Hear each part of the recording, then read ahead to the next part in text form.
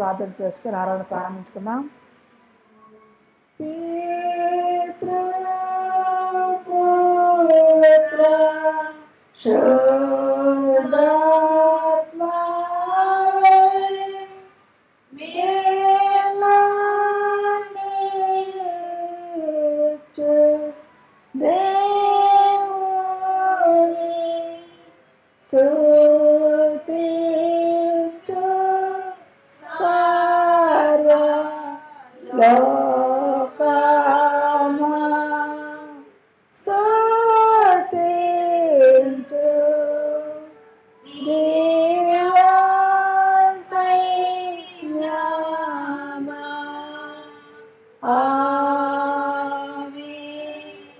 ప్రార్థన చేసుకుందాం. సర్వకృపకు కారణభూతుడనమయ్యేస్యా నీకే స్తుతి స్తుతి స్తుతి స్తోత్రాలు. గొప్ప దేవుడా, మహోన్నతుడా, చేయం గల తండ్రి, రాజాది రాజా నీకే స్తోత్రాలు ప్రభు, స్తోత్రాలు నైనా, స్తోత్రాలు ప్రభు. గడిచిన దినములన్నీ ప్రభు మమ్మల్ని కాచి కాపాడి ప్రభు నీ భద్రమైన కౌగిలో ఉంచుకుని తండ్రి యేసయ్యా, ఈ ఆదివారం సమయంలో ప్రభు తండ్రి ఆరాధన తీసుకుని వచ్చినందుకు నీకే వేలాది స్తుతి స్తోత్రాలు. 2024 సంవత్సరం అయినా 8 నెలలు మాకు ఇచ్చారు ప్రభు, నీకే స్తోత్రాలు తండ్రి. మరి 9వ నెల 1వ తారీఖును ప్రవేశపెట్టినందుకు నీకే వేలాది స్తుతి స్తోత్రాలు.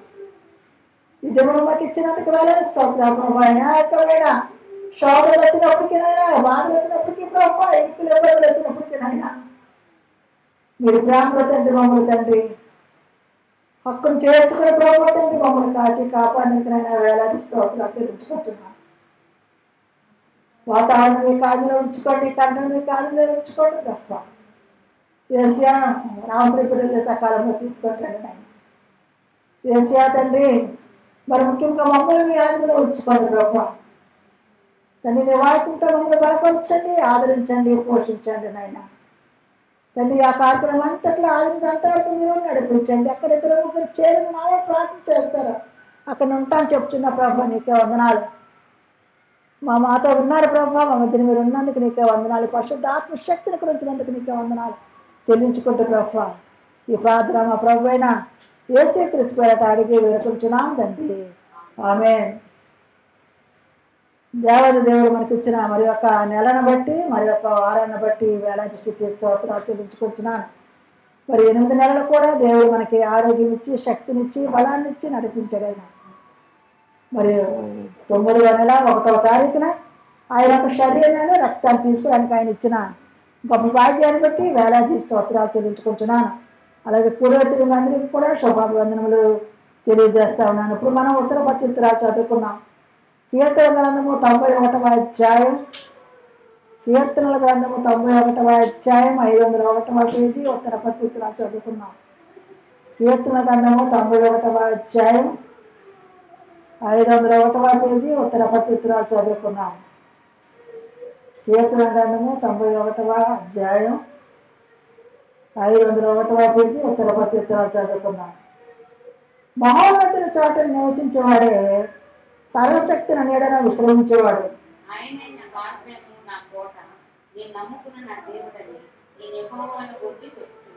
వేటకాని ఉరిలో నుండి ఆయన నిన్ను విడిపించును, నాశనకరమైన తెగులు రాకుండా నిన్ను రక్షించును.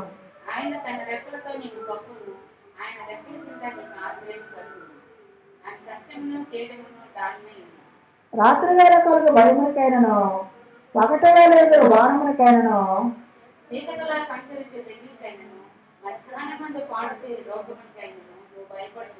నీ ప్రక్కన 1000 మంది పడినను, నీ కుడి ప్రక్కన 10,000 మంది కూలినను, అపాయము నీ యొద్దకు రాదు.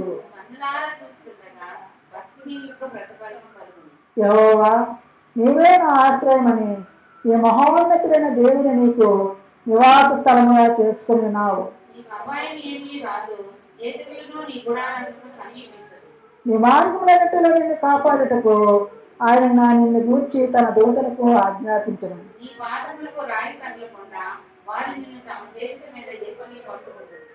నీ సింహములను నాగుపాములను ద్రక్కుదువు, కొడమ సింహములను భుజంగములను అనగద్రక్కుదువు.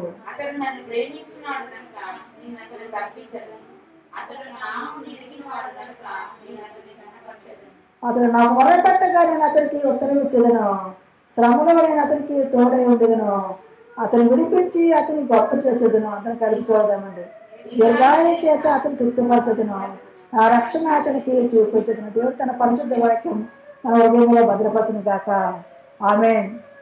వాక్యమును యాకోబుకు తెలియజేసిన వాడని, వాక్యమును యాకోబుకు తెలియజేసిన వాడని, ఏ జనముకి లాగున చేసి ఉండాలేదని, ఏ జనముకి లాగున చేసి ఉండాలేదని, దేవునికి స్తోత్రము గానము మనమందరము స్తుతి గానము చేయుటయే మంచిది. చిన్న ప్రార్థన చేసుకున్నాం.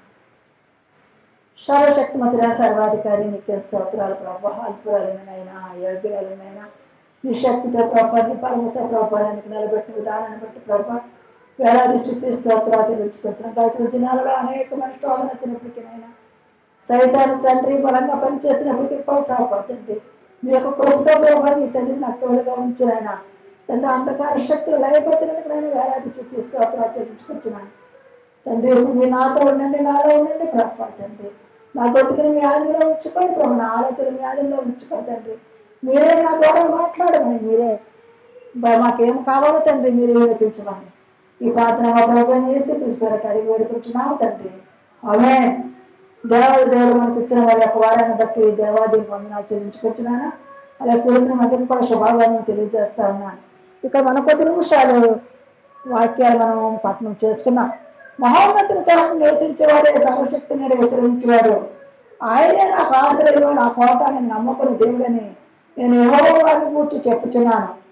వేటకాని ఊరిలో నుండి ఆయన నేను విడిపించను, నాశనకరమైన తెగులు రాకుండా నేను రక్షించను. ఇప్పుడు మనం మొదటి వచనము రెండవ వచనం చూసుకుంటే, నేను యెహోవాను గూర్చి చెప్పుచున్నాను, ఆయనే నాకు ఆశ్రయము, నా కోట అని నమ్ముకుని దేవుడు అని అంటున్నారు. నా ఆశ్రయము, నా కోట అంటున్నారు. ఇక్కడికి వచ్చేసరికి ఏమంటున్నారు? వేటకాని ఊరిలో నుండి ఆయన నేను విడిపించను, నాశనకరమైన తెగులు రాకుండా నిన్ను రక్షించు. నేను ఎప్పుడైనా ఎలా చదువుతానంటే, వేటకాని ఊరిలో నుండి ఆయన నన్ను రక్షించును, నాశనకరమైన తెగులు రాకుండా నన్ను రక్షించును. ఆయన తన రెక్కలతో నన్ను కప్పును, ఆయన రెక్కల కింద నాకు ఆశ్రయం కలుగును. ఆయన సత్యము కేడమును దారినైనది. ఎందుకంటే ఇవన్నీ కూడా మనకు మనం అన్వయించుకోవాలి. ఆయన మనకు తోడై ఉండేటప్పుడు, ఆయన మనతో ఉండేటప్పుడు, మనలో ఉండేటప్పుడు, మనం నడిపిస్తున్నప్పుడు, మనల్ని పట్టుకొని ఆయన కాచి కాపాడుతున్నప్పుడు అంటే ఇవన్నీ మనకి ఉంటాయట. ఆయనే మనకి ఆశ్రయము, ఆయనే మనకు సమస్తము అని చెప్తున్నాడు. రాత్రి వేళ కలుగు భయమునికైనను, పగటలో లేదా బాణమునికైనను, చీకటిలో సంచరించి తెగులకైనా, మధ్యాహ్నం అందరూ పాడు చేయ రోగమునికైనా నీవు భయపడకుందువు. ఇక్కడ మధ్యాహ్నం మంది పాడు చేయ రోగమునికైనా నేను భయపడకుందును. హల్లెలూయా. దేవాలయంలో మనకి ఇచ్చిన వాక్యాలను బట్టి ఆయన యొక్క మరి ఆయన అంటున్నాడు, నీ వాక్యము నా పాదాలకి దీపము అని అంటున్నాడు ఆయన. కాబట్టి ఈ వాక్యాన్ని బట్టి మళ్ళీ మనము అన్వయించుకొని మనము దేవునికి చుట్టూ చెల్లించిన వారమై ఉన్నాం. మనం ఇక్కడ అంటున్నాడు, నీ పక్కన 1000 మంది పడినను, నీ కుడి పక్కన 10,000 మంది, అంటే నా పక్కన 1000 మంది పడినను, నా కుడి పక్కన 10,000 మంది కూలినను, ఏ అపాయము నా యొద్దకు రాదు. ఎంతమంది మనతో మన దగ్గరికి వద్దామని మనం చంపుదామని చూస్తారో, ఎంతమందిని మనం పడగొడదామని చూస్తారో, ఎంతమందిని మనం నాశనం చేయాలని చూసినప్పటికీ కూడా అపాయం అంటే మన యొద్దకి రాదు. నేను కన్నులారా చూచుచుండగా భక్తిహీనులకు ప్రతిఫలం కలుగును. యెహోవా నీవే నా ఆశ్రయమని నీ మహోన్నతుని దేవుడు నీకు నివాస స్థలముగా చేసుకుని ఉన్నావు. ఆయనే మనకి ఆశ్రయము, ఆయనే మనకి నివాస స్థలం అని చెప్పేసి ఇక్కడ అంటున్నాడే, నీకు అపాయం ఏమీ రాదు, ఏ తీగులను నా గుడారము సమీపించదు.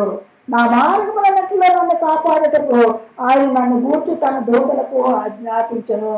మన కష్టంలో ఉన్నప్పుడు, నష్టంలో ఉన్నప్పుడు, ఇరుకులో ఉన్నప్పుడు, ఇబ్బందుల్లో ఉన్నప్పుడు, శోధనలో ఉన్నప్పుడు, వేదనలో ఉన్నప్పుడు ఆయన ఏం చేస్తాడైనా నీ మార్గములన్నిటిలో కాపాడుటకు ఆయన నిన్ను గూర్చి తన దూతలకే ఎప్పుడు ఆయన ఆజ్ఞకు పాటించి, ఆయన ఆజ్ఞకు లోబడి, ఆయన కట్టలలో మనం అనుసరించిన ఎడలా ఇవన్నీ కూడా మనకి జరుగుతాయని చెప్పి దేవుడు చెప్తా ఉన్నాడు.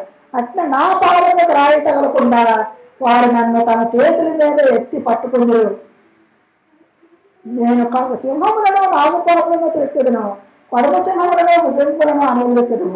అతను నన్ను ప్రేమించుచున్నాడు కనుక నేను అతను ఇక్కడ కొన్ని పాయింట్లు మనకి ఇచ్చారు. లాస్ట్లో 14వ అధ్యాయంలో అని అంటాడు, మనం అతనిని ప్రేమించుచున్నాము కనుక అతను ఏం చేస్తాడు, మనకి ఈ యొక్క పైన చెప్పిన అన్నిట్లో నుంచి మనల్ని తప్పిస్తాడట. మనము అతన్ని ప్రేమిస్తే. నెక్స్ట్ రెండవదిగా అతను నామమును ఎరిగిన వాడు కనుక నేను అతనికి కనపరచదును. అతని పేరు మనకు తెలిస్తే, అతను ఎవరో మనకు తెలిస్తే, సర్వశక్తిమంతుడు ఎవరో అని మనం అంగీకరిస్తే ఆయన ఏమంటాడు, నేను అతన్ని గణపరుస్తాను అని చెప్తున్నాడు. నిజమే, అది చాలా మరి నా విషయంలో అయితే చాలా జరిగాయి అలాంటివి. మరి నేను ఇప్పుడు చెప్పడానికి టైం లేదు, కానీ ఆయన అంటున్నాను నామమును ఎరిగిన వాడు కనుక నేను అతనిని గణపరచదును. మనం ఎక్కడో చివరిని కూర్చుంటే తీసుకొని మధ్యలో కూర్చోబెడతారు, ఫస్ట్లో కూర్చోబెడతారు. అటువంటి గణపరిచయం మనల్ని గుర్తిస్తే, మనం ఎక్కడో మూలలో కూర్చొని అంటే మనల్ని గుర్తించేటట్టు దేవుడు చేస్తూ ఉంటాడు. చూడండి, అతను నా నామమును ఎరిగిన వాడు కనుక నేను అతన్ని గణపరచదును. అతను నాకు మొదలుపెట్టగా నేను అతనికి ఉత్తరమిచ్చదను. మొదటగా ఏంటి, అతను మనం ప్రేమిస్తున్నాం కనుక అతను మనట అనేకమైన ఇరుకులు ఇబ్బందుల నుంచి తప్పిస్తాడు. అతను నామమును మనం ఎరిగిన వాళ్ళం కనుక మనల్ని గణపరుస్తాడు, మనకు ఆ ఉన్నతమైన స్థితిలో తీసుకొని వెళ్తాడు దేవుడు. మనం మొదలుపెట్టినప్పుడట మనకి అతనికి ఉత్తరం ఇస్తాడు. అదే కాదు కానీ శ్రమలో నేను అతనికి తోడై ఉండదును. మనం అనుకుంటాం, నాకు ఇంత కష్టాలు వచ్చాయి, నాకు ఎవరున్నారు తోడు, నన్ను ఎవరు పట్టించుకోవట్లేదు, నన్ను ఎవరు చూడట్లేదు అంటుకున్న సర్వశక్తిమంతుడైన దేవుడు ఆయన కనులెప్ప వేరు ఎప్పుడు కూడాను మనల్ని ఎప్పుడు కూడా చూస్తూనే ఉంటాడు. ఆ శ్రమంలో కూడా మనల్ని చూస్తూ ఉంటాడట, తోడై ఉంటాడట. ఆయన అతను విడిపించి అతను గొప్ప చేసేదను, దీర్ఘాయువు చేత అతను తృప్తిపరచదును, నా రక్షణ అతనికి చూపించదును. చూడండి అంత చక్కగా చెప్తున్నాడు ఇవి. ఆయన మొదటగా ఏంటి, మనల్ని తప్పిస్తాడట అనేకమైన ఇరుకుల ఇబ్బందుల నుంచి, మనల్ని గణపరుస్తాడట, మన ప్రార్థనకి జవాబు ఇస్తాడట. ఆయన మనకు తోడై ఉంటాడు, మనల్ని గొప్ప చేస్తాడట. ఎందుకంటే తాను తగ్గించుకున్నాడో హెచ్చరించబడను. మనం ఎప్పుడైతే దేవుళ్ళు తగ్గించుకొని ఉంటామో, మాదిరికరమైన జీవితంలో ఉంటామో, ఆయన మనల్ని ఏం చేస్తాడో గొప్ప చేస్తాడట, దీర్ఘాయువు చేత తృప్తిపడుతుంది. ఎందుకంటే యెహోవా కొరకు ఎదురు చూసేవారు నూతన బలము పొందుదురు, పక్షిరాజు యవనం వలె వాళ్ళ యొక్క రెక్కలు విరుచుకుంటారు. అంత యవనం వాళ్ళకి దేవుడు ఇస్తాడట. అదే కాదు కానీ నా రక్షణ అతనికి చూపించదును. నా రక్షణ, దేవుని యొక్క రక్షణ ఎలా ఉంటుందో అతను మనకి చూపించి ఇంతన్ని వాగ్దాలు ఈ 91వ అధ్యాయంలో నిజంగా నేను ఎప్పుడు ఇలాగే చదువుతాను. నీ అని ఎప్పుడు చదువు, నేను నానే చదువుతూ ఉంటాను. కాబట్టి మనం కూడా అలా చదువుకుంటే అది మనకి వర్తిస్తుంది, అది మనకి దీవెనకరంగా ఉంటుందని చెప్పేసి నేను చెప్తున్నాను. నన్ను దేవుడు తన పరిశుద్ధ వాక్యాన్ని దీవించుగా. కొద్ది నిమిషాలు మనం లేచి నిలబడి దేవుని ఆరాధిద్దాం. కొద్ది నిమిషాలు దేవుని ఆరాధిద్దాం. ఆయన మనం ప్రేమిస్తే ఆయన మనం ప్రేమించడానికి సిద్ధంగా ఉన్నాడు, మన దగ్గర రావడానికి సిద్ధంగా ఉన్నాడు, మనతో ఉండడానికి సిద్ధంగా ఉన్నాడు, మనతో కలిసి జీవించడానికి సిద్ధంగా ఉన్నాడు, మనతో కలిసి ఆనందించడానికి సిద్ధంగా ఉన్నాడు, మన కష్టాలలో పాలు పంచుకోవడానికి సిద్ధంగా ఉన్నాడు. మనల్ని అనేకమైన స్థితుల్లో నుంచి తప్పించి మనల్ని హెచ్చించి అత్యధికమైన కృపలతో నింపడానికైనా సిద్ధంగా ఉన్నాడు. కాబట్టి మనం కొద్ది నిమిషాలు దేవుణ్ణి ఆరాధిద్దాం. ప్రేమించేదా అధికముగా ఆరాధించు ఆసక్తితో, ప్రేమించేదా అధికముగా ఆరాధించు ఆసక్తితో, అపూర్ణ మనసుతో ఆరాధించు, అపూర్ణ బలముతో ప్రేమించేదా, అపూర్ణ మనసుతో ఆరాధించు.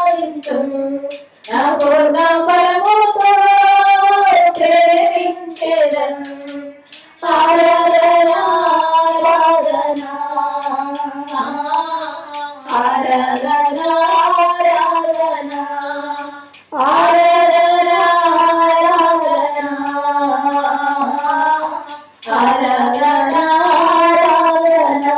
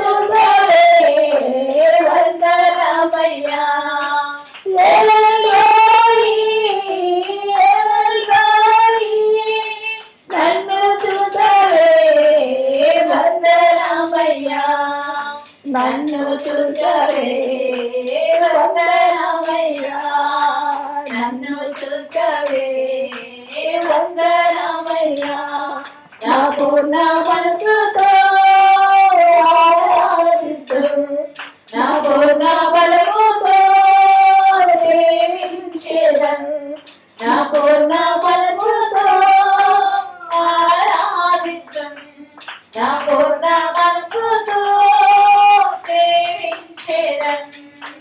ఆరాధనా ఆరాధనా ఆరాధనా ఆరాధనా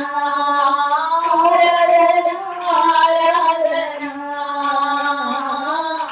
ఆరాధనా ఆరాధనా యెహోవా రబ్బా యెహోవా రబ్బా స్వస్థపరిచవే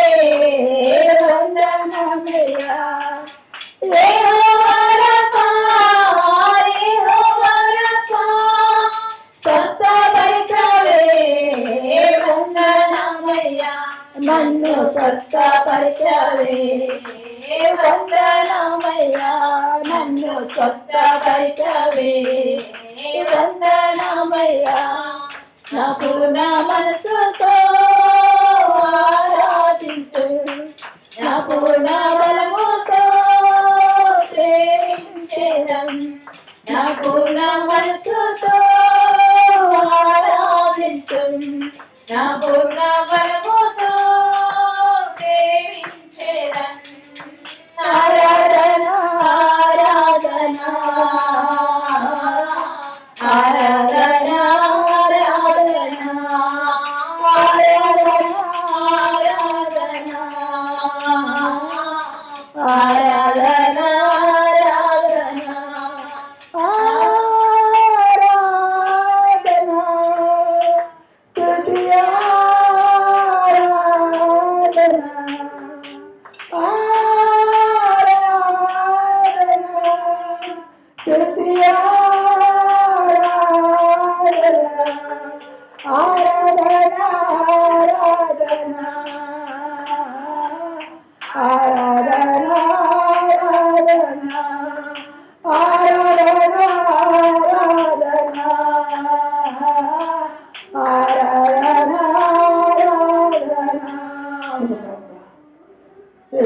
స్వస్థపరిచినందుకు వేలాది స్తోత్రాలు ప్రభువా. మా ప్రార్థనలు ఆలకించినందుకు నీకే వందనాలు చెల్లించుకుంటున్నాను ఆయన. ఎంత కృపగల దేవుడు ప్రభువా తండ్రి, జాలి గల దేవుడు ప్రభువా తండ్రి, మమ్మల్ని చూస్తున్న దేవుడు ప్రభువా, మమ్మల్ని పరీక్షిస్తున్న దేవుడు ప్రభువా, మమ్మల్ని పరిశీలిస్తున్న దేవుడు ప్రభువా. యేసయ్యా మీరు లేకపోతే మేము ఎందుకు పనికిరాము నాయన. మీరు మాతో ఉన్నారు ప్రభువా, మాలో ఉన్నారు ప్రభువా, మా ప్రతి అడుగు జాడలోనైనా మీరున్నారు నాయన. మా ఆలోచనలో తలంపులో మీరున్నారు ప్రభువా. మీరు లేకపోతే మా ఆలోచనలు వ్యర్థమైన, మా బ్రతుకు శూన్యం నా ప్రభా. మీ సంతోషం మాకు ఇస్తున్నారు ప్రభా, మీ ఆనందం మాకు ఇస్తున్నారు ప్రభా. నీకే వందనాలు, నీకే స్తోత్రాలు. ఇంతవరకు నడుపుతున్న విధానాన్ని బట్టి నీకే వందనాలు చెల్లించుకుంటున్నాను ప్రభా. నీకే స్తోత్రాలు ప్రభా. ఎవరెవరి ఆశలతో వచ్చారు ప్రభా, అంతరంగ రహస్యాలు తెలిసిన దేవుడు ప్రభా. మీరు ఇచ్చిన మీ చిత్త ప్రకారం జరిగించండి ప్రతి విషయంలోనైనా, ప్రతి ఆలోచన సఫలం చేయమని అడుగుతున్నానైనా. నీకే వందనాలు యేసయ్యా, నీకే స్తోత్రాలు ప్రభు. వాక్యం చెప్పుచున్న ఈ దీనదాసును కూడా నిసిగి చాటును మరిపరుచుకున్నాను ఆయన. ఏ వాక్యంతో మమ్మల్ని బలపరచాలనుకున్నారైనా ప్రభు, ఏ వాక్యంతో మమ్మల్ని ఆదరించాలనుకుంటున్నారైనా ఆయన, ఏ వాక్యంతో మమ్మల్ని గద్దించాలనుకుంటున్నారో మీరే సహాయం చేసి నడిపించమని. మేము తొడియాలతో కాకుండా మా హృదయాలను నింపుకొని ప్రభు సహాయం దయచేయండి. అలాగే దినాన్ని ప్రభు యొక్క శరీరైన రక్తాన్ని కూడా తీసుకొచ్చిందిగా ప్రభు. మాలో అంధకార శక్తి లయపరిచిన ప్రభు, నీ శక్తితో నీ బలంతో నింపమని, నూతన అభిషేకంతో నింపమని ఈ ప్రార్థన మా ప్రభు యేసుక్రీస్తు పేరట అడిగి వేడుకుంటున్నాం తండ్రి. ఆమేన్.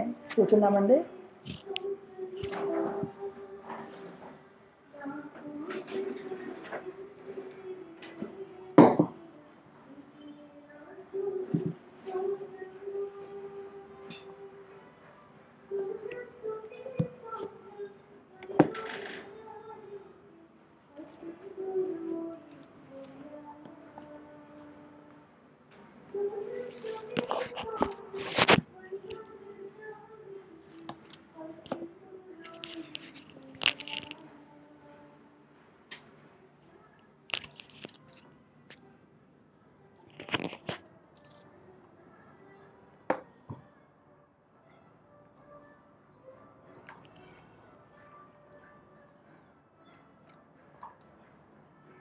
Praise the lord.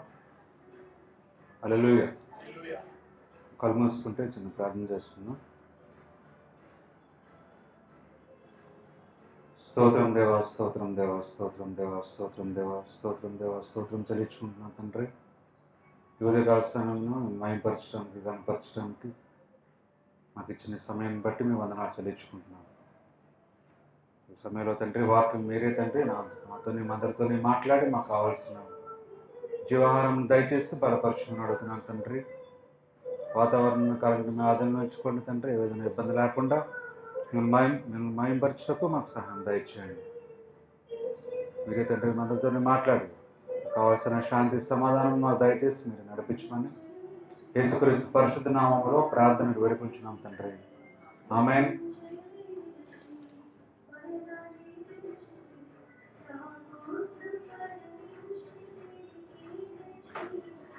కొద్దిసేపు మనం వాక్యం ధ్యానిద్దాం. బైబిల్లో ఇజ్రాయేల్ ప్రజలు బానిసగా ఉన్నారు. ఏ ప్రాంతంలో? ఐగుప్తులో ఉన్నప్పుడు వాళ్ళందరూ ప్రార్థన చేశారు దేవుని. ఏమని ప్రార్థన చేశారు? మాకు ఈ కష్టాలు మా వల్ల కావట్లేదు, మేము భరించలేకపోతున్నాం అని అలా ప్రార్థన చేస్తున్నారు చాలా కాలం. దేవుడు ఏం చేశారు? ప్రార్థన విన్నారు. విని ఒక వ్యక్తిని ఏర్పరచుకున్నారు. ఎవరో వ్యక్తి? మోషే గొర్రెలు కావస్తుండగా అలా అలా నడుచుకుని ఏం చేశారు? కొండపైకి వెళ్ళారు. ఏంటా కొండ? ఏ కొండపైకి అలా నడుచుకుంటూ గొర్రెలు కాసుకుంటూ వెళ్ళారు?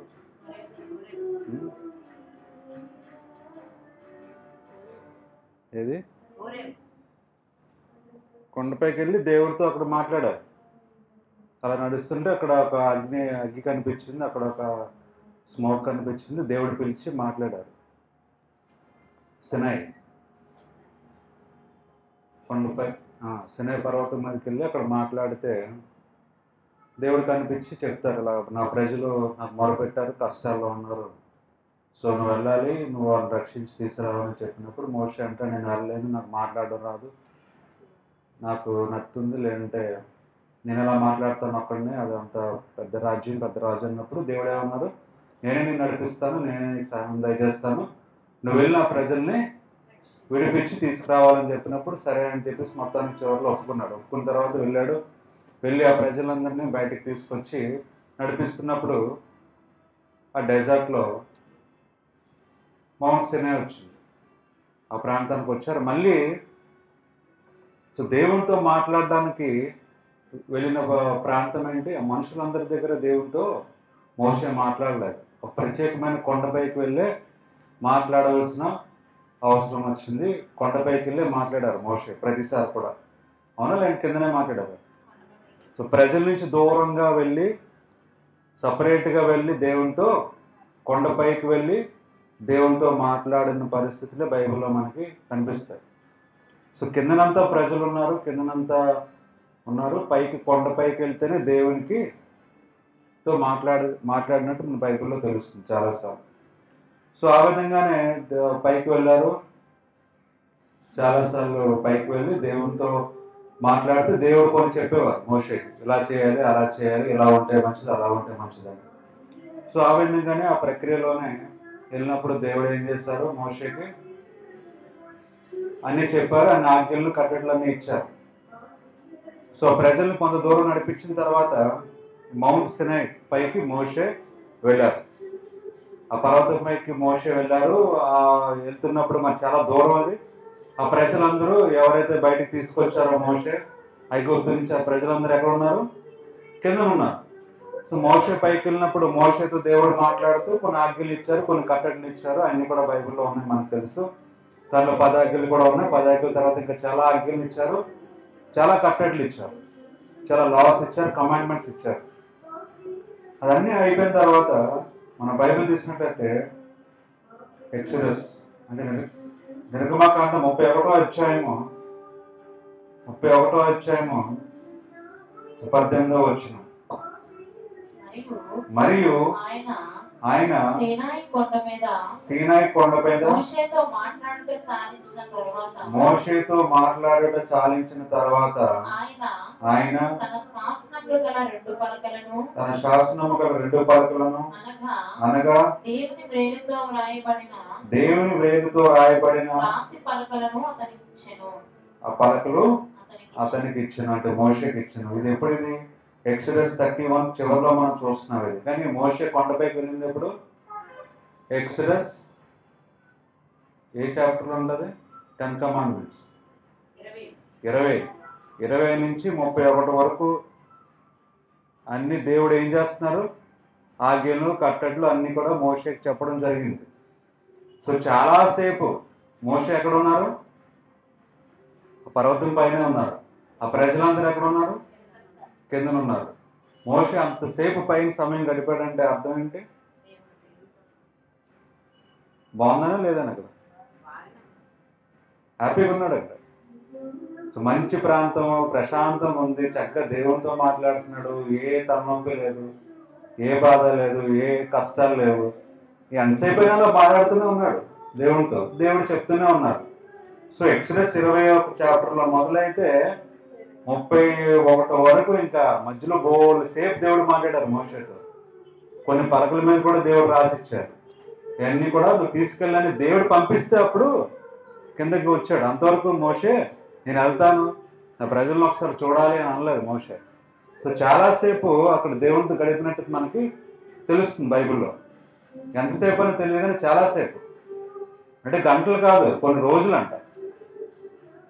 ఒక రోజు 2 రోజులు మనకు తెలియదు, 2 రోజులు, కానీ చాలా రోజులు పైన కొండ పైన ఎవరికి కనిపించకుండా, ఎవరికి తెలియకుండా దేవునితో మాట్లాడుతున్నట్టు, దేవునితో గడిపినట్టు మనకి తెలుస్తుంది బైబిల్లో చాలాసేపు. అంటే దాంతసేపు ఉన్నామంటే అర్థం ఏంటి, మనం ఎక్కడ ఉంటాం, మనం ఎక్కువసేపు ఎక్కడ ఉంటాం, ఎక్కువసేపు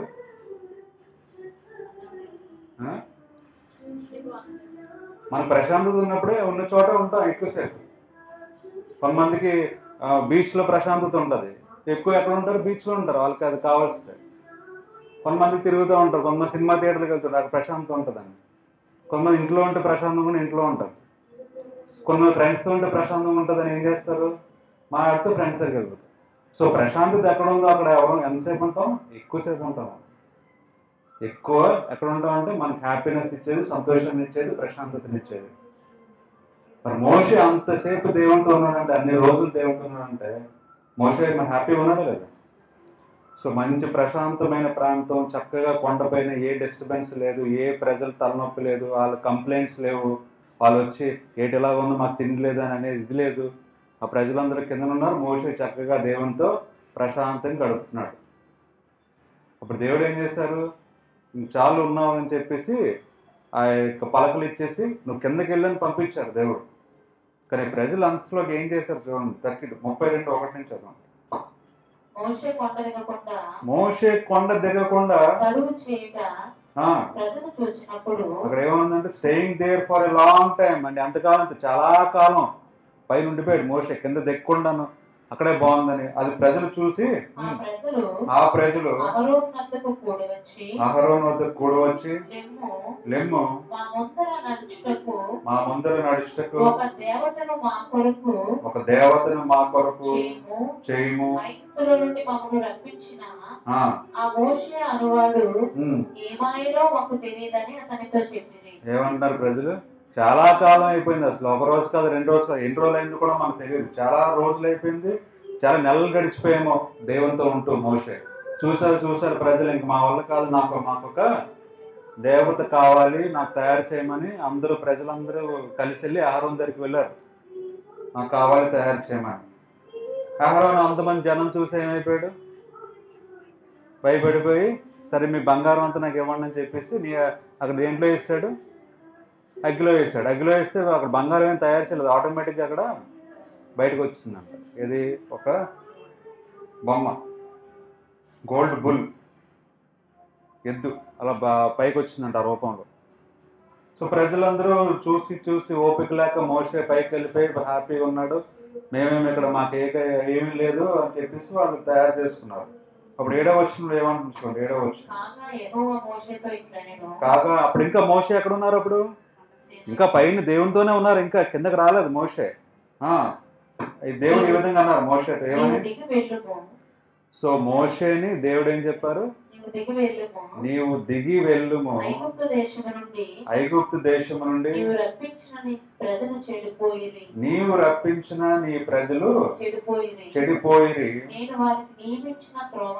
నేను వారికి నియమించిన త్రోవ నుండి తొలగిపోయి తమ కొరకు కోత పోసిన దూడను చేసుకొని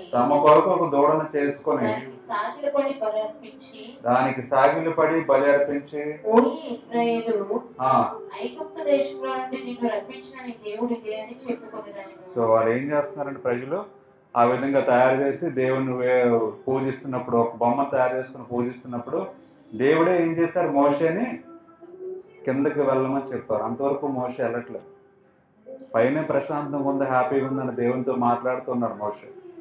కానీ దేవుడే కిందకి వెళ్ళమని చెప్పారు. ఎందుకు వెళ్ళమని చెప్పారు, కింద ప్రజలు చెడిపోయారు, కింద ప్రజలు పాపం చేస్తున్నారు, కింద ప్రజలు నన్ను మర్చిపోయారు, నేను చేసిన సహాయం మర్చిపోయారు, నేను చేసిన హెల్ప్ మర్చిపోయారు. టోనీ కొంచెం సైడ్కి రారు, ఆంటీ కనిపించట్లేదు, సైడ్ ఫ్రంట్కి రా, ఫ్రంట్కి సైడ్కి రా, టేపు రా.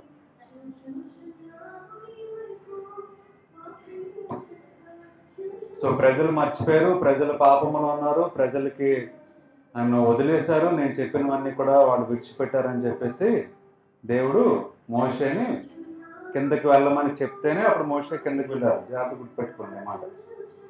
మోషే వెళ్ళలేదు, దేవుడు వెళ్ళమని చెప్తే వెళ్ళారు. ఎందుకు వెళ్ళారంటే, ఎందుకు వెళ్ళమంటున్నారు దేవుడు అంటే, కింద ప్రజలందరూ కూడా చెడిపోయారు, పాపములు ఉన్నారు, తప్పు చేస్తున్నారు కాబట్టి వెళ్ళమని చెప్పారు. సో మోషే ఆ విధంగా ఏం చేశారంటే, సో దేవుడు కూడా ఏమొచ్చింది, కోపం వచ్చింది ఆ విధంగా చేసినందుకు. చూడండి 10th verse. కావున నీవు ఊరకుండుము, నా కోపము వారి మీద మండును, నేను వారిని కాల్చివేసి గొప్ప జనముగా చేసేదనని మోషేతో చెప్పగా, మోషే తన దేవుడని యెహోవాను బ్రతిమాలుకొని, యెహోవా నీవు మహాశక్తి వలన బాహుబలము వలన ఐగుప్తు దేశంలో నుండి రప్పించిన నీ ప్రజల మీద నీ కోపం ఉండనేలా. సో అక్కడ మోషేతో ఇలా చెప్పినప్పుడు కోపం వచ్చింది దేవుడికి అని చెప్పినప్పుడు మోషే ఏం చేస్తారంటే, పైన ఉండి, ఇంకా దిగలేదు కిందకి, పైన ఉండి దేవుని దగ్గర ప్రార్థన చేశారు.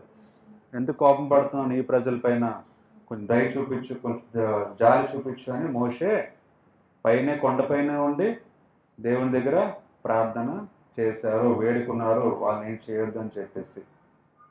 ఆ తర్వాత 12th verse. ఆయన కొండలలో వారిని చంపునట్లును భూమి మీద నుండి వారిని నశింపచేయనట్లును కీడు కొరికే వారిని తీసుకొని పోయినని ఐగుప్తులు ఎలా చెప్పుకొనవలెను? నీ కోపాగ్ని నుండి మల్లుకొని నీవు నీ ప్రజలకు ఈ కీడు చేయక దాని గురించి సంతాపపడము. నీ సేవకులైన అబ్రహామును ఇస్సాకును ఇశ్రాయేలును జ్ఞాపకము చేసుకొనము. సో మోషే దేవుని వేడుకుంటున్నారు, దేవుని ప్రార్థన చేస్తున్నారు, దయచేసి నీ ప్రజల్ని కోపం పడొద్దు, వాళ్ళని శిక్షించొద్దు, వాళ్ళని దయ చూపించు అని అనుకున్నప్పుడు సో దేవుడు ఆ ప్రార్థన విని, మోషే ప్రార్థన విని 14వ వచనం, అంతటి యెహోవా తన ప్రజలకు చేసేదని చెప్పిన కీడును గూర్చి సంతాపపడెను. సో దేవుడు ఏదైతే కీడు చేద్దాం అనుకున్నారో, ఏదైతే శిక్షిద్దాం అనుకున్నారో, మోషే ప్రార్థన బట్టి ఏమైంది? ఆ శిక్షని తగ్గించారు, ఆ కోపాన్ని తగ్గించుకున్నారు. సో బాగానే ఉంది. సో ఇప్పుడు ఇంత జరిగిన తర్వాత మోషే ఏం చేస్తున్నారు? ఇప్పుడు కిందకి వెళ్తారు. సో ఇంతసేపు పైన ఉన్నారు, చాలా నెలలు అయిపోయింది. దేవుడు కిందకి వెళ్ళమంటే ఇప్పుడు వెళ్తున్నాడు, బయలుదేరుతున్నాడు. వెళ్ళే ముందు కూడా ప్రార్థన చేసి దేవుని వేడుకొని కిందకి వెళ్ళడం జరుగుతుంది. ఎందుకంటే ప్రజలందరూ కిందన పాపంలో ఉన్నారు, వాళ్ళందరూ పాపము చేస్తున్నారు కాబట్టి దేవుడి కిందకి వెళ్ళమని చెప్పారు. ఆ విధంగా మోషే కిందకు వచ్చారు. చూడండి 15th verse. మోషే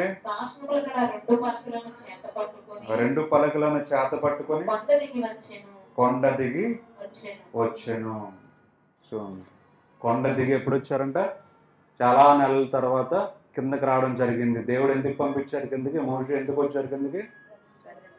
ప్రజలు చెడిపోయారు కాబట్టి కిందకి రావడం జరిగింది. సో ఇక్కడ మీరు గమనించినట్లయితే రెండు సందర్భాలు కనిపిస్తున్నాయి, రెండు స్థలాలు కనిపిస్తున్నాయి. ఒకటేంటి కొండపైన, ఇంకో స్థలం ఏంటి కొండ కిందన ప్రజలు ఉండే స్థలం. రెండు స్థలాలు.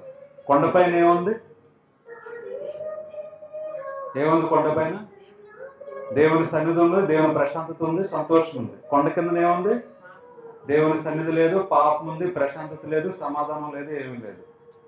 పైన మోషే సంతోషంగా దేవునితో మాట్లాడుతున్నాడు, దేవునితో గడుపుతున్నాడు. కిందన దేవుడు లేరు, వేరే దేవుని వారు తయారు చేసుకున్నారు, వేరే ఒక రూపాన్ని తయారు చేసుకొని వాటిని పూజిస్తున్నానంట దేవుని వదిలేసి. సో ఎవరైనా ఎక్కడ ఉండాలనుకుంటారు? పైనే. మనకు చాయిస్ ఇస్తే కింద ఉంటాం, పైన ఉంటాం అంటే ఎక్కడ ఉంటారు? పైన ప్రశాంతత ఉందని పైన ఉంటాం. కానీ దేవునికి కావాల్సిందంటే పైన ఉండిపోమని చెప్తున్నారు దేవుడు. మోషేకి పైన ఉండిపోమని చెప్పారా? లేదు. పైకి రావడం మంచిదే అప్పుడప్పుడు. సో మోషే ఎప్పుడు దేవునితో మాట్లాడాలనుకున్న ఏం చేసేవారంట? కొండపైకి వెళ్ళి మాట్లాడి మళ్ళీ ఉండిపోయేవారు అక్కడ? లేదు, దేవుని కిందకి పంపించేవారని ఉద్దేశం చెప్పి.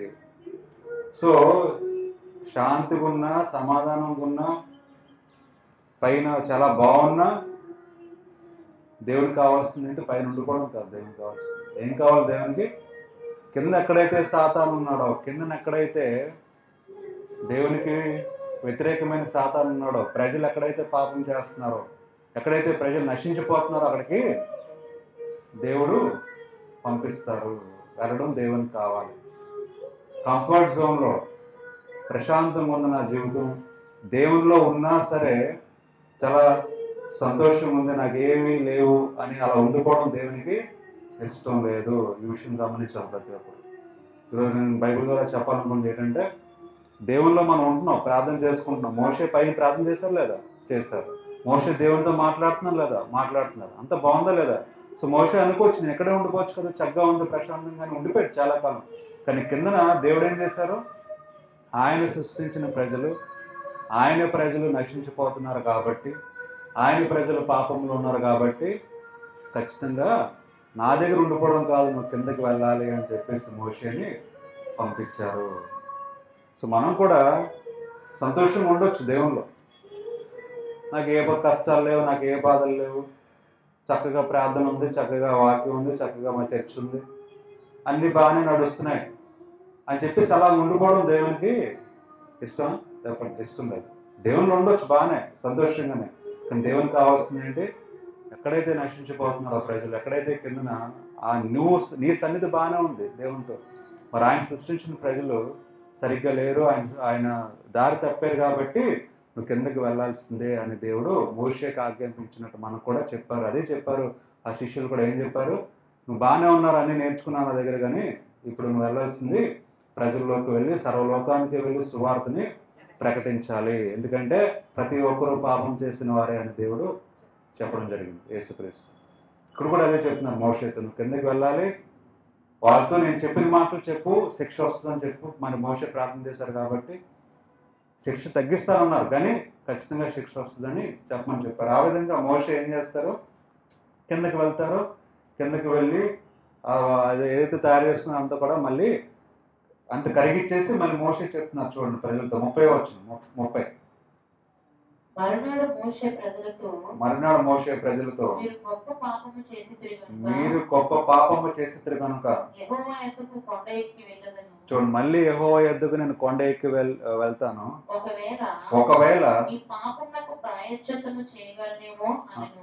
ఒకవేళ నేను ట్రై చేస్తాను, దేవుడు మీ మీద కోపంగా ఉన్నారు మీరు చేసిన పాపం బట్టి, నేను మళ్ళీ పైకి వెళ్ళి దేవునితో మాట్లాడి దేవుడు ఏం చెప్తారో చూస్తానని చెప్పడం జరిగింది.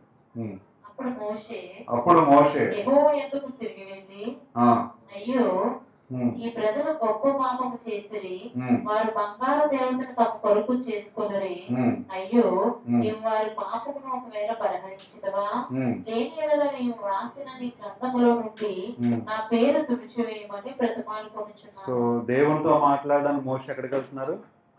కొండపైకి వెళ్తున్నారు. కింద ప్రజలందరూ ఎక్కడ ఉన్నారు? పాపములో ఉన్నారు. సో ప్రశాంతత కావాలంటే ఒక ప్లేస్ ఉంది, పాపం అంతా కూడా ఇంకో ప్లేస్లో ఉంది, భూమిపైన. సో ఆ విధంగా దేవుడిని మోషే వేడుకున్నప్పుడు దేవుడు ప్రార్థన చేశారు, మళ్ళీ క్షమించమని అడిగినప్పుడు 33 చదవండి, ఏమన్నారు చూద్దాం. అందుకు యెహోవా ఎవడు నా ఎదుట పాపము చేసినో వానిని నా గ్రంథములో నుండి తుడిచివేయుదును, కాబట్టి నీవు వెళ్ళి నేను నీతో చెప్పిన చోటికి ప్రజలను నడిపించుము, ఇదిగో నా దూత నీకు ముందుగా వెళ్ళును, నేను వచ్చు దినమున వారి పాపమును వారి మీదకి రప్పించదని మోషేతో చెప్పాను. సో ఖచ్చితంగా పనిష్మెంట్ అయితే దేవుడు ఇస్తాననే చెప్పారు వాళ్ళు చేసిన పని. నేను అంత చంపేసే పని చేయకపోవచ్చు, లేదంటే కోపాన్ని తగ్గించుకున్నారు, కానీ ఖచ్చితంగా పనిష్మెంట్ అయితే దేవుడు ఇస్తానని చెప్పారు. సో ఏం పనిష్మెంట్ ఇచ్చారు అక్కడ? 35 అహరోను కల్పించిన దూడను ప్రజలు చేయించిన యెహోవా వారిని బాధ పెట్టాను. సో మోషే వేడుకున్నాడు కాబట్టి ఆ శిక్షణ ఏం చేశారు? తగ్గించారు. అదర్వైజ్ పనిష్మెంట్ అయితే దేవుడు ఇచ్చారు. సో ఇక్కడ మనకి అర్థం అవ్వాల్సింది ఏంటంటే, కామనండి ఇక్కడ అర్థం అవ్వాల్సింది ఏంటంటే, 2 ప్రాంతాలు కనిపిస్తున్నాయి, ఒకటి కొండపైన, ఇంకోటి కొండ కింద. కొండపైన ఏముంది? శాంతి సమాధానం ఉంది. కొండ కింద ఏముంది? పాపం ఉంది, వ్యతిరేకత ఉంది. కొండపైన ఎవరున్నారు? దేవుడు ఉన్నారు. కొండ కిందన ఎవరున్నారు? సైతాన్ ఉన్నారు. సో 2 ప్రాంతాలు కనిపిస్తున్నాయి. సో దేవునితో కావాలంటే మోషే ఏం చేశారు? ఒంటరిగానే పైకి వెళ్ళాడు, దేవుని సన్నిధిని కోరుకున్నాడు, దేవుని సన్నిధిలో ఉండిపోయాడు. కానీ దేవుడు ఏం చేశారు?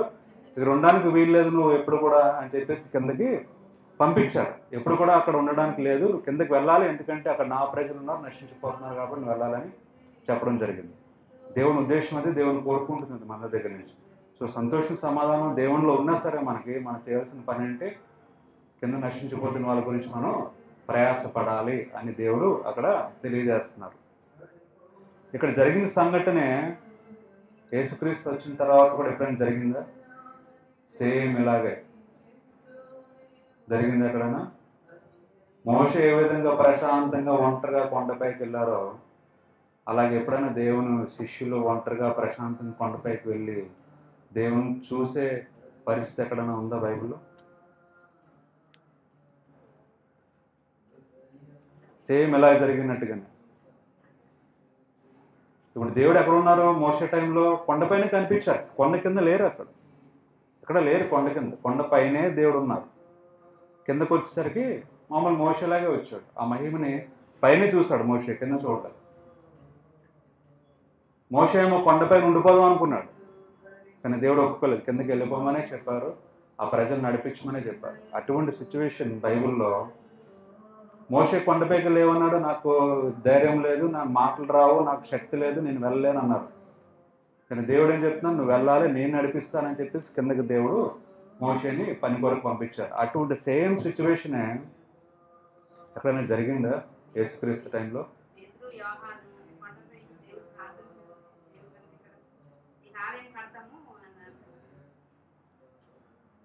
ఏమన్నారంటే మీరేమంటారు? సేమ్ సిచ్యువేషన్ ఎక్కడైనా జరిగిందా? ఇలాగే సేమ్ మోషే టైంలో జరిగినట్టుగా జరిగిందా లేదా తెలీదా? బైబిల్లో మీరు తీసుకున్నట్లయితే మార్క్స్ వార్త 9వ అధ్యాయం, మార్క్స్ వార్త 9వ అధ్యాయం జాగ్రత్త చదివినట్టయితే చూడండి. మార్క్స్ వార్త 9వ అధ్యాయం 2వ వచనం. 6 దినములైన తరువాత 6 దినములైన తర్వాత యేసు పేతురును యాకోబును యోహానును మాత్రము వెంటబెట్టుకొని పేతురు యాకోబు యోహాను మాత్రమే వెంటబెట్టుకొని ఎత్తైన ఒక కొండ మీదకి ఏకాంతంగా వారిని తోడుకొని పోయి. చూడండి ఏం జరిగింది అక్కడ.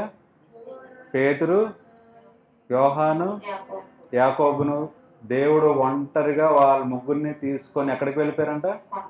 ఎత్తైన కొండ, అంటే ఎవరూ లేని ప్రాంతము, ఎలోన్ ఉంది ఇక్కడ ఇంగ్లీష్లో, ఎవరు లేని ప్రాంతము, ఎత్తైన కొండపైకి ఏకాంతంగా వాళ్ళ ముగ్గురిని దేవుడు తీసుకెళ్లారంట.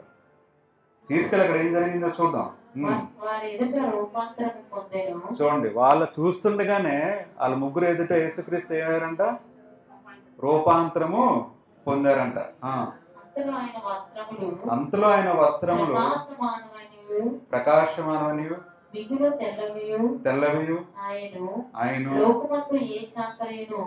లోకమందు ఏ చాకలేను. చూడండి, ఎప్పుడు చూడనంత వెలుగులో ఆ బట్టలు ఏమవుతున్నాయంట? మెరుస్తున్నాయంట. ఎవరు కనిపించింది అన్నీ కూడా? పేతురు యోహాను యాకోబు మాత్రమే ఉన్నారు, వాళ్ళకి కనిపించారు. సో కింద ఉన్నంత వరకు ఆయన ఎలా ఉన్నారు? యేసుక్రీస్తు లాగానే, మామూలు మనిషిలాగానే ఉన్నారు. నేను పైకి వెళ్ళిన తర్వాత ఏమయ్యారు? దేవుని యొక్క స్వరూపంలో ఆయన మారడం జరిగింది. దేవుని స్వరూపంలో మారడం జరిగింది. అదేదో కిందనే మారచ్చు కదా అంటే లేదు, అది ఏకాంతంగా కొండపైకి. మోషే టైంలో చూసినట్టుగా దేవుడు ఎక్కడ ఉన్నారండి? కొండపైన. ఇక్కడ కూడా అదే సినారియోలో కనిపిస్తుంది మనకి. దేవుడు కొండపైకి వెళ్ళిన తర్వాత తెల్ల వస్త్రంలో మారడం జరిగింది. దేవుని స్వరూపంలో ఆయన మారడం జరిగింది. ఎందుకని వాళ్ళ ముగ్గురిని పిలిచి అలా చేశారు దేవుడు? ఎందుకు ఆ ముగ్గురిని పిలిచి ఆ విధంగా యేసుక్రీస్తు దేవుని స్వరూపంలో మారాల్సి వచ్చింది? ఎందుకు? దేవుని తెలుసు వాళ్ళ ముగ్గురికి నమ్మకం లేదు. ఈయనే దేవుని కుమారుడు, లేదంటే ఈయనే దేవుడు అనే నమ్మకం ఇంకా వాళ్ళకి లేదు పూర్తిగా. అందుకే పేతురు కూడా తర్వాత నమ్మకం చూపించాడంటే లేదు, దేవుని ముందే తెలుసు ఆ విషయాలు. అందుకని ముగ్గురికి వెళ్ళి ప్రూవ్ చేసుకున్నారు. ఏమని? మనిషి కుమారుని నేనే, దేవుడిని కూడా నేనే అని అక్కడ ప్రూఫ్ చూపించారు అక్కడ దేవుడు. సో పైకి వెళ్ళిన తర్వాత ఆ విధంగా తెల్లగా మారిన తర్వాత ఏం జరిగింది? 4 verse. మరియు మోషే ఏలియా వారికి కనబడి చూడండి అక్కడ ఏం చూసారంటే ముగ్గురు శిష్యులు మోషే కనిపించారంట, ఏలియా కనిపించారంట. వాళ్ళందరూ ఇద్దరు ఏం చేస్తున్నారు? యేసుక్రీస్తు మాట్లాడుతున్నారు. యేసుక్రీస్తు అక్కడ ఏమై ఉన్నారు? దేవుని స్వరూపంలో ఆయన మారారు. మారి ఏలియా మోషే ముగ్గురు కలిసి మాట్లాడట వీళ్ళందరూ శిష్యులు చూసారంట. చూసి ఏమైంది? వాళ్ళకి సంతోషించారా? హ్యాపీగా ఉన్నారండి వాళ్ళు? భయపడ్డారండి. ఫస్ట్ ఏమైపోయారండి వాళ్ళు? భయపడిపోయారు దేవుని స్వరూపం చూసి. తర్వాత పేతురు ఏమన్నారు చూడండి. అప్పుడు బోధకుడా చూడండి ఏమంటున్నాడు పేతురు? ఇక్కడ ఉండుట మంచిది. మేము మీకు ఒకటి, మోషేకు ఒకటి, ఏలియాకు ఒకటి. దేనికండి పర్ణశాలలు? ఉండిపోవడం ఇక్కడ. సో ఇక్కడ చాలా ప్రశాంతంగా ఉంది. చక్కగా మోషేని చూసాం, చక్కగా ఏలియాని చూసాం, దేవుని స్వరూపంలో చూస్తున్నాం. ఏ మనుషులు లేరు, ఎవరు లేరు. సో ముగ్గురికి 3 గుడారాలు కట్టేస్తాము, ముగ్గురు కూడా ఉండిపోయి మేము కూడా ఉండిపోతాం అనే ఇదిలో అక్కడ పేతురు ఉన్నారు. మోషే కూడా ఇప్పుడు దేవునితో మాట్లాడుతున్నప్పుడు కింద దిగారండి, లేదు ప్రశాంతంగా ఉందని అక్కడే ఉండిపోవడానికి ప్రయత్నించారు మోషే. ఇక్కడ కూడా ఏం చేస్తున్నారు, ముగ్గురు ఇక్కడే ఉండిపోదామని వాళ్ళు ప్రయత్నిస్తున్నారు. అందుకని ఏం చేస్తున్నారు, మాట్లాడుకుంటుంటే గుడారం కట్టిస్తాము అని అంటున్నారు. ఇక్కడ చాలా బాగుంది, మంచిగా ఉంది అంటున్నారు. ఇంగ్లీష్లో ఏమన్నంటే Peter spoke up and said to Jesus, how good it is that we are here. ఎంత మంచిగా ఉంది ప్రాంతము, ఎంత మంచిగా ఉంది ప్రదేశము, ఇక్కడే బాగుంది కదా చక్కగా. సో మీ ముగ్గురు కొరకు 3 గోపురములు కాదు గుడారం అంటున్నారు. పర్ణశాలలు అంటే టెంట్లు, గోపురం కాదు టెంట్లు. పర్ణశాల అంటే టెంట్ అనమాట, పైన దేనికి ఉండడానికి కట్టిస్తానని అక్కడ పేతురు చెప్తుంటే ఏం జరిగింది చూడండి. ఆ విధంగా చెప్పినప్పుడు 6వ వచనం, వారు మిగులు భయపడేది కనుక తాను చెప్పవలసినదేమో అతనికి తెలియలేదు. మేఘమొకటి వచ్చి, అప్పుడు ఏం జరిగింది, మేఘం ఒకటి వచ్చి వారిని కమ్మగా ఈయన నా ప్రియ కుమారుడు, ఈయన మాట వినుడనే ఒక శబ్దము ఆ మేఘములో నుండి పుట్టెను. ఏటా మేఘం అండి, ఎవరా మేఘము, ఏంటా మేఘం? మోసే టైంలో మేఘం వచ్చిందా లేదా? ఎవరా మేఘం? పరమ తండ్రి కదా. ఇక్కడ కూడా అదే మరి దేవుడు. అందుకని యేసుక్రీస్తే దేవుడు అని అక్కడ ప్రూవ్ చేసుకుంటున్నారు. ఆ శిష్యులు ముగ్గురు చూసేలాగా దేవుడు రావడం జరిగింది, సాక్ష్యం చెప్పడానికి, అందరికీ తెలియజేయడానికి ఒక ప్రూఫ్ అన్నమాట. అక్కడ దేవుడు చూపించడం జరిగింది. సో ఇజ్రాయెల్ ప్రజలు నడుస్తున్నప్పుడు దేవుడు ఏ విధంగా వాళ్ళని కాపాడుతూ వచ్చారు, మేఘం వలె. దేవుడు మేఘ రూపంలో వాళ్ళు కాపాడుతూ, వాళ్ళకి షేడ్ని ఇస్తూ, వాళ్ళని రక్షిస్తూ నడిపించారు ముందు. ఇక్కడ కూడా అదే మేఘం రూపంలో వచ్చారంటే మేఘంలో నుంచి ఒక మాట వచ్చి, ఈయన నా ప్రియ కుమారుడు, ఆయన మాట మీరు వినుడి అని అక్కడ చెప్పడం జరిగింది. ఆ తర్వాత వెంటనే చుట్టూ చూసినప్పుడు తమ యొద్దనున్న యేసు తప్ప మళ్ళీ యేసు నార్మల్గా యేసుక్రీస్తు వారిలోనికి మళ్ళీ వచ్చేస్తారు. సో మేఘ రూపంలో దేవుడు వచ్చి యేసుక్రీస్తుని రూపంలో కనిపించి మళ్ళీ వెళ్ళిపోయినట్టు ఇక్కడ కనిపిస్తుంది. ఆ తర్వాత మౌంటైన్ వాళ్ళు దిగిపోయారు, అయిపోయింది. సో ఉండిపోయారు అక్కడ పైన. సో పేతురేమో ఉండిపోదాం అనుకున్నారు, అక్కడేమో గుడారం కట్టేద్దాం అనుకున్నారు. కానీ దేవుడు ఏం చేశారు, మాట చెప్పేసి చూపించి మళ్ళీ కిందకి తీసుకొని వచ్చేసారు. సో పైన ఏముందండి, పైన కొండపైన అక్కడ అంతసేపు ప్రశాంతంగా ఉంది, ఉండిపోదాం అనుకునే వాతావరణం ఉంది. దేవుడు కనిపించారు, దేవునితో మాట్లాడారు, మోషే చూశారు, ఏలియాని చూశారు, అందరినీ చూసి మంచి స్థలం అది, చాలా బాగుండే స్థలం, ఉండిపోదాం అనుకునే స్థలం. కానీ దేవుడు ఏం చేశారంటే అది అయిపోయిన వెంటనే కిందకి తీసుకొచ్చేసారు. సో అప్పుడప్పుడు అటువంటి స్థలంకి మోషే వెళ్ళేవారు దేవునితో మాట్లాడడానికి. ఇక్కడ కూడా అదే స్థలమును యేసుక్రీస్తు కూడా ఏం చేసేవారు, ఒంటరిగా వెళ్ళేవారు ఎక్కడికో దగ్గరికి ప్రార్థన చేయడానికి.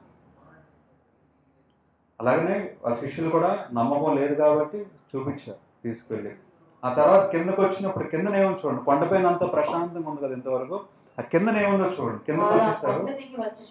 కొండ దిగి వచ్చుండగా కుమారుడు మృతుల్లో నుండి లేచినప్పుడే గాని అంతకు ముందు మీరు చూచిన వాటిని ఎవరితోనూ చెప్పవద్దని ఆయన వారికి ఆజ్ఞాపించి చెప్పడం జరిగింది. సో కొండపైన 3 శిష్యులు ఉన్నారు. ఎవరు, పేతురు, యోహాను, యాకోబు.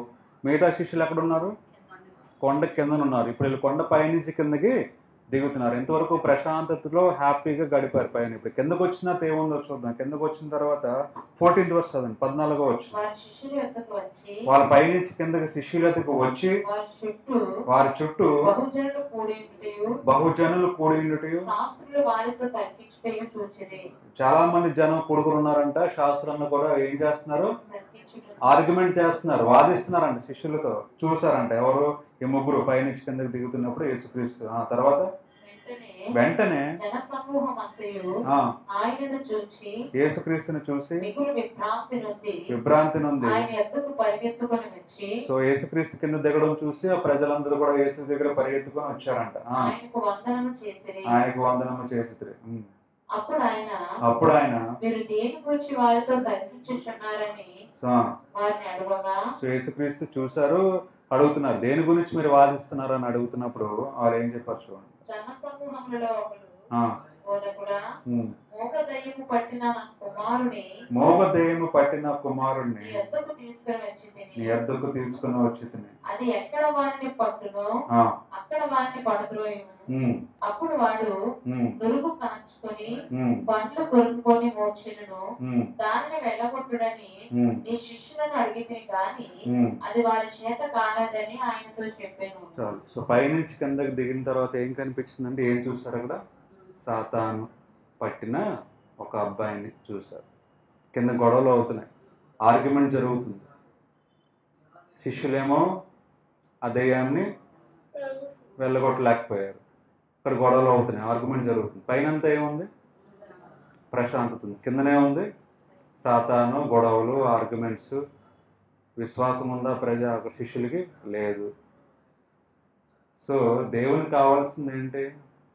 పైన ప్రశాంతంగా ఉండడం కాదు, కిందనున్న దగ్గరికే దేవుడు పైన విశ్వాసంలో వాళ్ళకి ప్రూవ్ చేసి, ఈయన మాట వినండి అని దేవుడు మాట్లాడి చెప్పి కిందకి పంపించారు. సో మనం ఉండాల్సిన ప్రాంతం ఏది? శాంతి, సమాధానం, ప్రశాంతతలోనా? కాదు. మనకు ఉండాలి శాంతి, కానీ మనం చేయాల్సిన పని, మనం దేవుడిచ్చిన పని అంత ఎక్కడండి? ప్రజల్లో, ఆయన ప్రజల్లో. ఎక్కడైతే పాపం ఉందో, ఎక్కడైతే సమాధానం లేదు, ఎక్కడైతే శాంతి లేదు, ఎక్కడైతే దెయ్యం అలా తిరుగుతూ ప్రజలను బాధ పెడుతుందో అక్కడ మన విశ్వాసాన్ని ఏం చేయాలంట? చూపించాలి, విశ్వాసాన్ని కనపరచాలి, దేవుని పని చేయాలి అనేది దేవుని ఉద్దేశం. అక్కడ మోషే టైంలో జరిగినట్టుగానే పైన ఉన్నప్పుడు మోషే ప్రశాంతంగా ఉంది, కిందనందు ప్రజలు ఏమైపోయారు? పాపంలో ఉన్నారు. అందుకే దేవుడు మోషేని పంపించారు, విడిపించిన. ఇక్కడ కూడా పైనంతా ఏముంది? ప్రశాంతత ఉంది, కానీ కిందనందరూ కూడా పాపంలో ఉన్నారు. అందుకనే దేవుడు ఆ ముగ్గురిని పైన ఉండడం కాదు, కిందకే వెళ్ళాలి, మన పని ఇక్కడే ఉంది అని చెప్పేసి తీసుకురావడం జరిగింది. సో ఏ విధంగా శిష్యులు విడిపించలేకపోయారు ఆ సాతాన్ని. అప్పుడు దేవుడు ఏమంటున్నారు చూడండి, 19th verse. అందుకు ఆయన విశ్వాసం లేని తరముల వారలారా, ఎంతకాలం మీతో ఉందును, ఎంతవరకు సహించాలి, వానిని తీసుకుని రండి చెప్పగా. యేసుక్రీస్తు కిందకు రాగానే ఈ విధమైన పరిస్థితి చూసి ఏమంటున్నారు? విశ్వాసం లేని తరములారా అని దేవుడు మాట్లాడుతున్నారు. ఏం లేదంట? విశ్వాసం లేదు. పేతురు కూడా విశ్వాసం లేదు పేతురుకి, అందుకే పైకి తీసుకెళ్ళి చూపించాల్సి వచ్చింది. నేనే దేవుడిని, నేనే మనిషి కుమారుని, నా మాట వినాలని దేవుడు చెప్పడం జరిగింది. సో విశ్వాసం లేదు అని దేవుడు స్పష్టంగా మాట్లాడుతున్నారు. ఏం లేదంటే తరంలో అప్పుడే లేదు విశ్వాసం. ఇప్పుడేముంటుంది విశ్వాసం?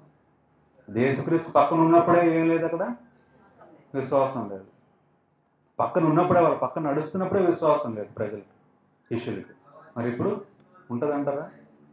నటిస్తుంటాం విశ్వాసం ఉన్నట్టు, అంతే. నిజమైన సమయం వచ్చినప్పుడు విశ్వాసం కనిపించదు. దేవుడు అదే మాట్లాడుతున్నారు. విశ్వాసం లేని తరములారా అని మాట్లాడుతున్నారు. అంటూ ఇంకేమంటున్నారండి?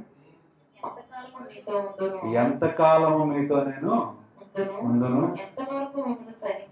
ఎంతవరకు సహించాలి దేవుడు మనల్ని? విశ్వాసం లేని మనల్ని గురించి దేవుడు మాట్లాడుతున్నారు. ఎంతకాలం సహించాలి, ఎంతకాలం చూడాలి.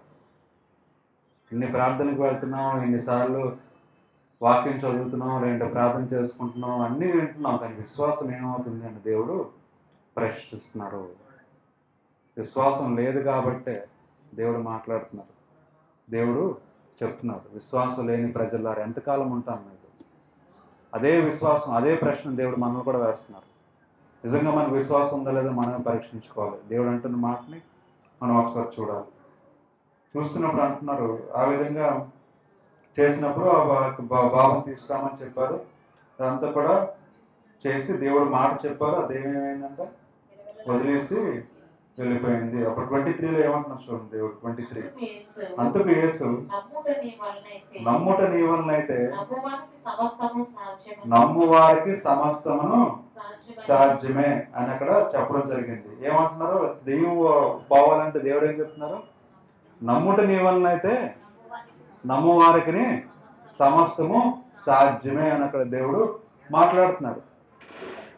ఆ మాట చెప్పగానే ఆ యొక్క దెయ్యం పట్టిన తండ్రి ఏమైపోయాడు? ఒకసారి 24 చదవండి. వెంటనే ఆ చిన్నవారి తండ్రి నమ్ముచున్నాను నాకు అపనమ్మకం ఉండకుండా సహాయము చేయమని బిగ్గరగా చెప్పాను. చూడండి, నమ్ముతున్నాను. దేవుడు ఏమంటున్నా? నమ్మితే ఆ దెయ్యం విడిచి వెళ్ళిపోద్ది అని దేవుడు చెప్తున్నారు. నమ్ముట నీ వలన అయితే నమ్మువారికి సాధ్యమే. సో దెయ్యం వదిలిపెట్టాలంటే నీకు నమ్మకం ఉండాలి అనే విషయం క్లారిటీ ఇచ్చారు యేసుక్రీస్తు. క్లియర్గా చెప్పేశారు యేసుక్రీస్తు. అయితే ఆ మాట వినగానే ఆ తండ్రికి ఏమంటున్నాడు? నమ్మకం ఉంది కానీ పూర్తి నమ్మకం లేదు, అపనమ్మకం ఉంది, కొంచెం లేదు, నాకు ఏం చేయాలో చెప్పని తండ్రి ఏం చేస్తున్నాడు? ఏడుస్తున్నాడు. ఏడుస్తూ దేవుడిని వేడుకుంటున్నాడు, నాకు సహాయం దయచేయి, నాకు నమ్మకం లేదు, కొంచెం నమ్మకం ఉంది, నాకు నమ్మకం పూర్తిగా వచ్చేలాగా ఏం చేయాలో నాకు సహాయం చేయని యేసుక్రీస్తుని వేడుకుంటున్నాడు ఆ తండ్రి. సో అక్కడ కార్యం జరగాలంటే ఏముండాలి? నమ్మకం ఉండాలని దేవుడు క్లారిటీ ఇచ్చారు. నమ్ముట నీ వలన అయితే, నువ్వు నమ్మితే జరుగుతుందంట, నమ్మకపోతే అది జరగదు అని అక్కడ యేసుక్రీస్తు క్లారిటీ ఇచ్చారు. ఆ విషయం విని తండ్రి ఏడ్చినప్పుడు నమ్మకం ఉంది కానీ పూర్తిగా లేదు. సో పూర్తిగా నమ్మకం లేదు, నాకు నమ్మకం పూర్తిగా కావాలి, సహాయం చేయమంటే యేసుక్రీస్తు నమ్మకం పూర్తిగా రావాలంటే ఏం చేయాలో కూడా చెప్పారు. అదేంటంటే 29 చదవండి. అందుకైన ప్రార్థన వలనే గాని మరి దేని వలనైనను ఈ విధమైనది వదిలిపోట అసాధ్యమని చెప్పును. విశ్వాసం పూర్తిగా ఉండాలంటే ఏం ఉండాలంటే కదా, అది విశ్వాసం ఉంటే సరిపోదు. ఏముండాలి? ప్రార్థన. విశ్వాసం లేకపోతే ఏం చేయాలి? ఏం చెప్పారు యేసుక్రీస్తు? ప్రార్థన వలనే. ఇందాకంతా ఏమన్నారు? దెయ్యం వదిలిపోవాలంటే విశ్వాసం ఉండాలని చెప్పారు, కానీ విశ్వాసం లేదన్నాడు ఆ తండ్రి. ముందుగానే నాకు కంప్లీట్గా లేదు విశ్వాసం, నాకు సహాయం చేయంటే అప్పుడు యేసుక్రీస్తు ఏమంటున్నారు? ప్రార్థన వలన అది సాధ్యం అవుతుంది. సో ఎన్ని ఉండాలి కార్యం జరగాలంటే? ఒకటి విశ్వాసము. ఒకవేళ నీకు విశ్వాసం లేదనుకో, చేయాల్సిందేంటి? ప్రార్థన అని చెప్పారు. అప్పుడే ప్రార్థన వల్లనే సాధ్యమని దేవుడు చెప్పారు. ప్రార్థన వల్ల విశ్వాసం కలుగుతుంది. విశ్వాసం ఉంటే ప్రార్థన చేస్తావు, విశ్వాసం లేకపోతే ప్రార్థన చేస్తే విశ్వాసం వస్తుంది, అప్పుడు మళ్ళీ ప్రార్థన చేస్తావు. సో ప్రార్థన 2 రకాలు: విశ్వాసం ఉన్న ప్రార్థన, విశ్వాసం లేని ప్రార్థన. సో ఏ ప్రార్థన చేస్తున్నావో మనమే చూసుకోవాలి. నువ్వు విశ్వాసం ఉండి ప్రార్థన చేస్తే కార్యం జరుగుతుంది, విశ్వాసం లేకుండా ప్రార్థన చేస్తే జరగదు. అదే ఇక్కడ ఉద్దేశం, యేసుక్రీస్తు ఉద్దేశం అదే. సో ఏ విధమైన ప్రార్థన మనం చేస్తున్నాం, అసలు విశ్వాసం ఉందా లేదా, లేకపోతే నువ్వు ఏం చేయాలి, విశ్వాసం వచ్చిన తర్వాత నువ్వు ప్రార్థన చేస్తే ఎలా ఉంటుంది అనేది దేవుడు అక్కడ మాట్లాడుతున్నారు. మీరు తర్వాత యాకోబు పత్రిక చదివితే విశ్వాసంతో కూడిన ప్రార్థన చాలా బలమైన ప్రార్థన అని బైబిల్లో యాకోబులో చెప్తారు. 5th verse మీరు తర్వాత చదవండి. విశ్వాసంతో కూడిన ప్రార్థనలో అద్భుత కార్యం జరుగుతుందంట. విశ్వాసం లేని ప్రార్థనలో జరగదు. విశ్వాసం లేకపోతే కావాల్సినందుకు ప్రార్థన చేయాలి, వచ్చిన తర్వాత మళ్ళీ ఆ ప్రార్థన వేరే ఉంటుంది. అది సో దేవుడు మాట్లాడుతుంది. సో దేవుని ఉద్దేశం ఏంటంటే ఈరోజు మనం తెలుసుకోవాల్సింది, పైన ఉండడం కాదు, సుఖంగా సంతోషంగా దేవుని ఉండడం కాదు దేవుని కావాల్సింది. కింద బాధపడుతున్న ప్రజలు లోనికి వెళ్ళి వారికి విశ్వాసం తెప్పించి వాళ్ళు ఉన్న ప్రార్థన ద్వారా విశ్వాసం పెంచి నేను ఎంతకాలం ఉండను. కాబట్టి విశ్వాసంలో మీరు ఎదిగి ఆ ప్రజల్లో మీరు సేవ చేయాలనేది శిష్యుల్ని దేవుడు కోరుకున్నాడు. పైనుంచి కిందకి పంపిస్తారు, పైన ఉండడానికి వీలు లేదు, శాంతిగా ఉన్నా సరే అని. దానికి సాదృశ్యంగా మోషే టైంలో కూడా అదే జరిగింది. మోషే చాలా పై నెలలు బట్టి ఉండిపోతే ప్రజల పాపంలోకి వెళ్ళిపోతే దేవుడు ఏం చేశారు? నువ్వు కిందకి వెళ్ళమని చెప్పి దేవుడు మోషేని పంపిస్తారు. ఉండాల్సింది ఎక్కడ కాదు, పాపం ఉన్న చోటన ఉండాలి, ఆ పాపం నుంచి వాళ్ళని విడిపించాలి.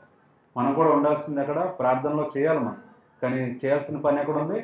పాపం ఉన్న చోట మనం పని చేయాలి, పాపం నుంచి వారిని విడిపించే పనిలో మనం ఉండాలని దేవుడు కోరుకుంటున్నాడు, దేవుడు ఆశపడుతున్నాడు. దేవుడి వాక్యాన్ని దీవించింది.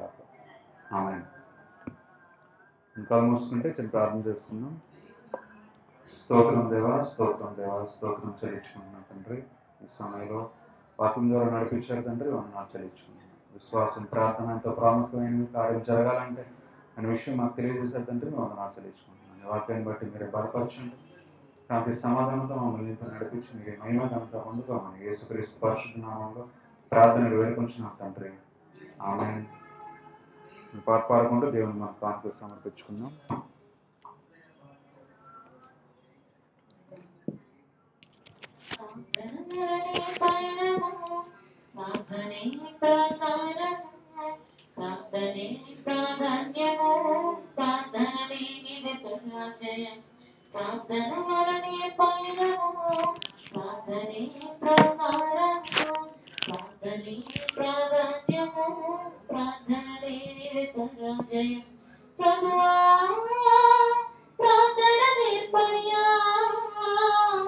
ప్రార్థించకుండా నేనుండలేనయా ప్రభువా, ప్రార్థన నేర్పయ్యా. ప్రార్థించకుండా నేనుండలేనయా, నీ పాదాలు తడపకుండా నా పయనం సాగదయా. నీ పాదాలు తడపకుండా నా పయనం సాగదయా. ప్రార్థన వలనే పయనము, ప్రార్థనే ప్రాకారము, ప్రార్థనే ప్రాధాన్యము, ప్రార్థన లేనిది పరాజయం. ప్రార్థనలో కన్నీళ్ళు కరిగిపోవుట సహజము, ప్రార్థనలో మూల్గునది మరుగైపోవుట సహజము. ప్రార్థనలో కన్నీళ్ళు కరిగిపోవుట సహజము, ప్రార్థనలో మూల్గునది మరుగైపోవుట సహజము. ప్రార్థనలో నలిగితే నష్టపోవుట సహజము, ప్రార్థనలో ప్రాకులాడునది పతనమవుట సహజము. ప్రార్థనలో పెనుగులాడితే పడిపోవుట సహజము, ప్రార్థనలో పదునైనది పని చేయకపోవుట సహజము. ప్రభువా, ప్రార్థన నేర్పయ్యా. ప్రార్థించకుండా ఉండలేనయా ప్రభువా, ప్రార్థన నేర్పయ్యా. ప్రార్థించకుండా నేనుండలేనయా, నీ పాదాలు తడపకుండా నా పయనం సాగదయా. నీ పాదాలు తడపకుండా నా పయనం సాగదయా. ప్రార్థన వలనే పయనము, ప్రార్థనే ప్రాకారము, ప్రార్థనే ప్రాధాన్యము, ప్రార్థన లేనిదే పరాజయం.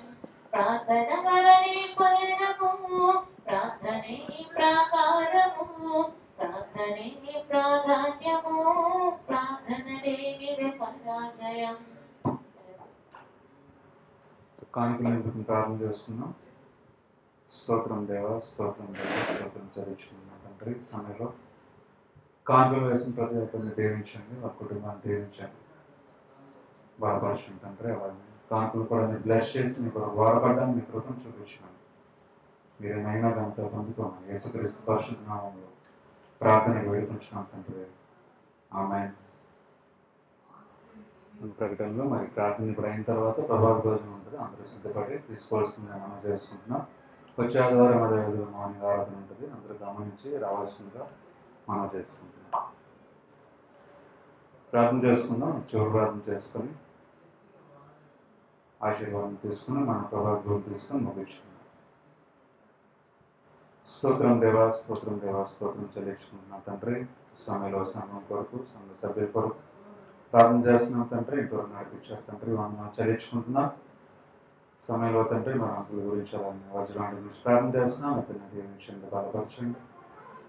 ఇప్పుడు మరి సువార్త వెళ్ళండిగా సహాయం దయచేయండి. అక్కడ మీరే మాట్లాడి మీరు కార్యం జరిపించమని అడుగుతున్నాం తండ్రి. ఆరోగ్యమును శక్తిని దయచేయండి. అలాగే తండ్రి ప్రసాదం బట్టి ప్రార్థన చేస్తున్నాం, జ్యోతిని బట్టి పిల్లలను బట్టి ప్రార్థన చేస్తున్నాం తండ్రి. కుటుంబాన్ని దీవించండి, బలపరచండి. ఆరోగ్యం దయచేయండి. ప్రతి విషయంలో ప్రతి పనిలో మీరే మార్గం చూపించి తోడుగా నడిపించమని అడుగుతున్నాం తండ్రి. ప్రకాశంగా ప్రారంభం చేస్తున్నాం. తను కూడా జ్ఞానం శక్తిని దయచేసి తన ప్రొఫెషన్లో అలాగే స్పిరిచువల్ విషయంలో కూడా మీరే బలపరచండి. మీరే సహాయం దయచేయండి, ఆరోగ్యం దయచేయండి, నడిపించండి తండ్రి. ఆయన ప్రార్థన చేస్తున్నాం, తన ఫ్యామిలీలో ప్రార్థన చేస్తున్నాం తండ్రి. ప్రతి విషయంలో బలపరచండి, నడిపించండి, తోడుగా నుండి సహాయం దయచేయండి. మనం తండ్రి బంధువులందరినీ బట్టి ప్రార్థన చేస్తున్నాం తండ్రి. పేరు పేరు చెప్పున మీరే తోడుగా నుండి నడిపించి మీరే సహాయం దయచేయమని అడుగుతున్నాం తండ్రి.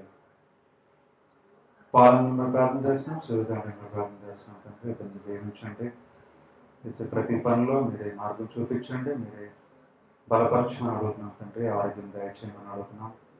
ప్రతి విషయంలో ప్రతి పనిలో తోడు ఉండమని అడుగుతున్నాం తండ్రి. దాన్ని చూసినప్పుడు ప్రార్థన చేస్తున్నాం, హస్బెండ్లో ప్రార్థన చేస్తున్నాం. ఇతను కూడా దీవించండి, బలపరచండి తండ్రి. మీరే బలంగా వాడుకోమని అడుగుతున్నాం తండ్రి. అలానే తండ్రి అమ్మని ప్రార్థన చేస్తున్నాం. ఇద్దరు కూడా వృద్ధాప్యలో సహాయం దయచేయండి, ఆరోగ్యం దయచేయండి. ప్రతి విషయంలో ప్రతి పనిలో తోడు ఉండమని అడుగుతున్నాం తండ్రి. అలానే బంధువులందరినీ బట్టి ప్రార్థన చేస్తున్నాం తండ్రి. మీరే తోడుగునండి, సహాయం దయచేయండి, ఆరోగ్యం దయచేసి మీరే మహిమ ఘనత పొందుకోమని అడుగుతున్నాం. అలానే తండ్రి కింద ఇంట్లో ఫ్యామిలీ ప్రార్థన చేస్తున్నాం. మీరే తోడుగుని ప్రతి ఒక్కరితో సహాయం దయచేయండి. అలానే తండ్రి నేబర్స్ బట్టి ప్రార్థన చేస్తున్నాం తండ్రి. ప్రతి ఒక్కరితో మీరే ఉండండి. మిమ్మల్ని తెలుసుకొని మిమ్మల్ని మైంపరిచి గణపరిచే బిడ్డలుగా మీరే నడిపించమని అడుగుతున్నాం తండ్రి.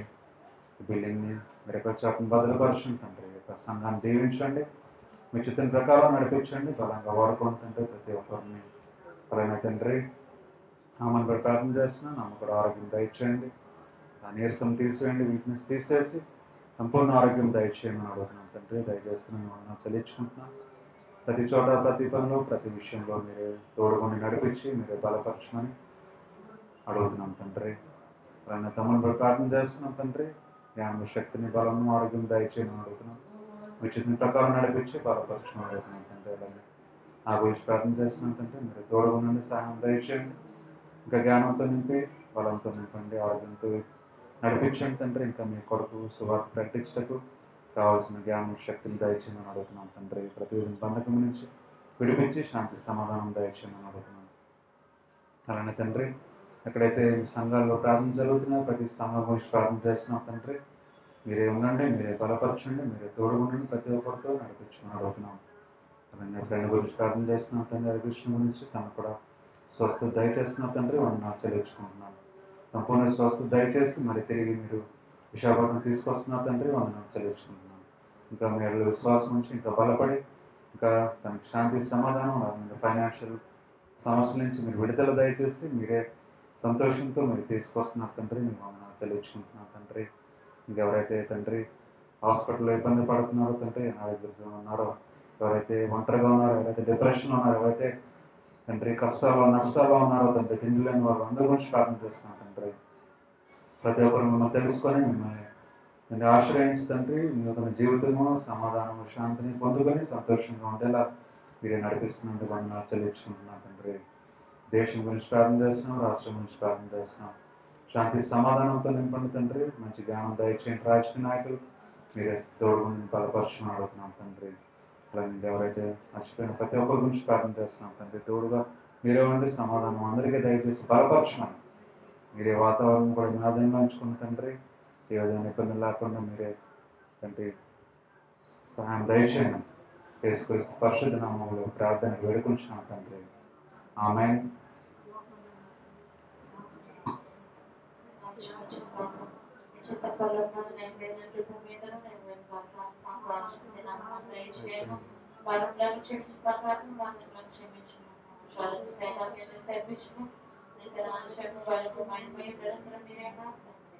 ఆమేన్. యేసయ్యా కృప చూపి బ్రోవుమయ్యా అపరాధిని. యేసయ్యా కృప చూపి బ్రోవుమయ్యా నెపమేచ్చకయని కృపలో నెపమేచ్చకయని కృప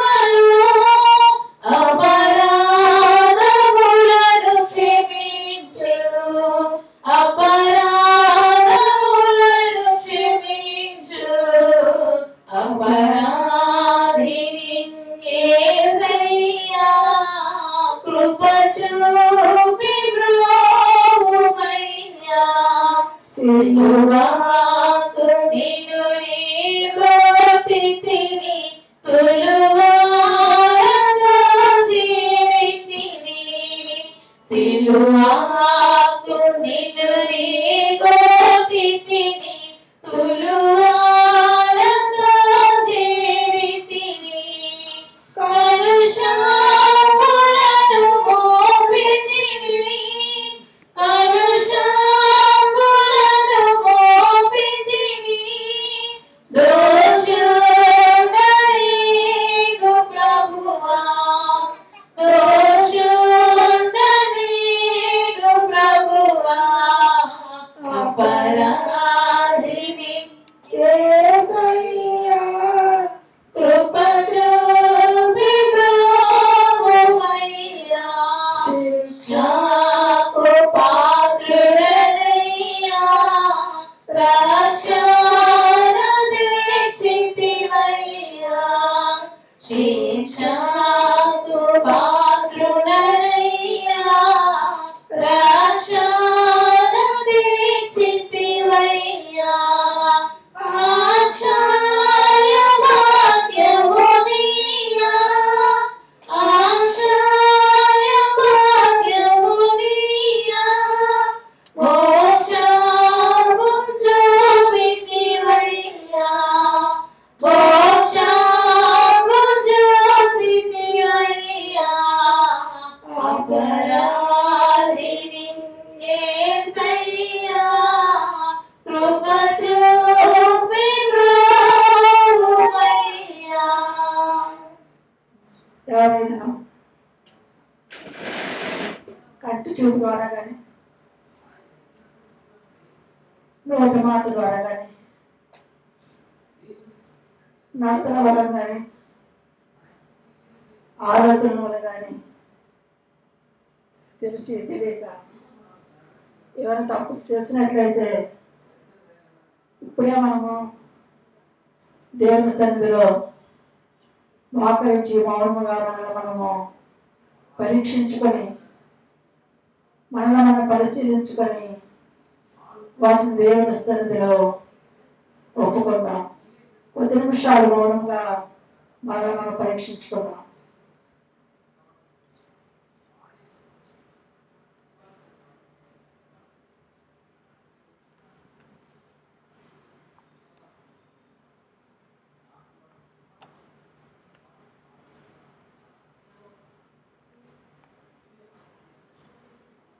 దేవా, సర్వశక్తిమంతుడా, తండ్రి మేము తీసి తెలియక అనేకమైన పాపాలు ప్రతి దినము ప్రతి క్షణము చేస్తూనే ఉంటాం నాయన.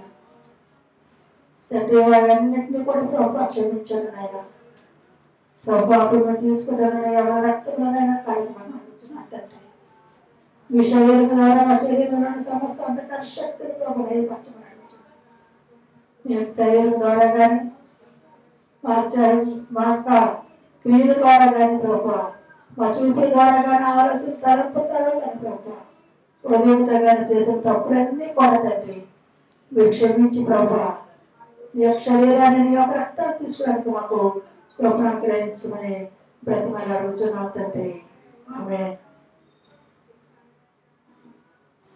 ప్రభు అయిన యేసు తన అప్పగింపబడిన రాత్రి ఒక రొట్టెని ఎత్తుకొని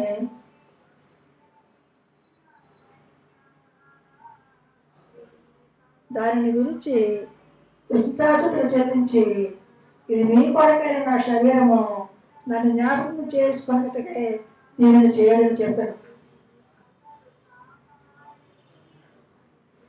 ఆ ప్రకారమే భోజనమైన పిమ్మట ఆయన పాత్రని ఎత్తుకొని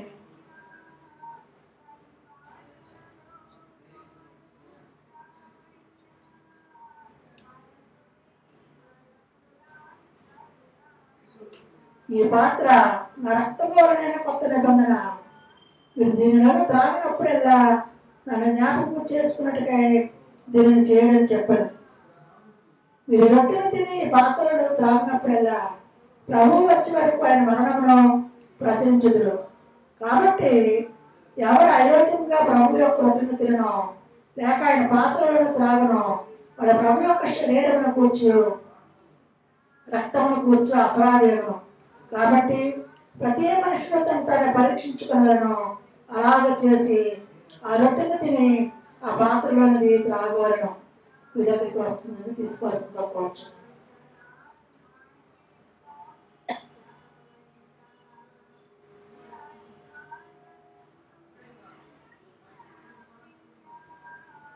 సిల్వలో నాకై కాచెను యేసు రక్తము, సిల్వలో నాకై కాచెను యేసు రక్తము, శిలనైన నన్ను మార్చెను